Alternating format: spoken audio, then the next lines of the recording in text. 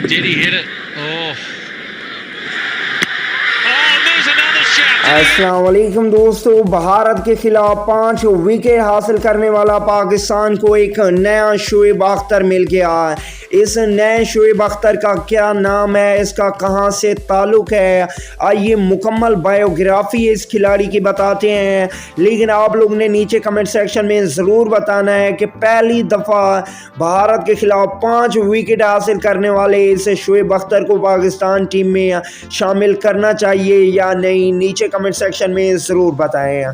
दोस्तों, आपको बताते चलें कि अंडर 19 एशिया कप 2021 में पाकिस्तान के नए स्टार फास्ट बॉलर ज़ीशान ज़मीर ने भारत के खिलाफ 5 विकेट हासिल की। ज़ीशान ज़मीर 2002 में कराची में पैदा हुए। कराची से ताल्लुक़ रखने वाले ज़ीशान ज़मीर ने भारत के खिलाफ 5 खिलाड़ी आउट करके एक बेहतरीन कारनामा सर अंजाम दिया और भारत की पूरी टीम 237 रन पर आउट हो गई और ये मैच पाकिस्तान ने जीत लिया। अल्लाह निगहबान दोस्तों।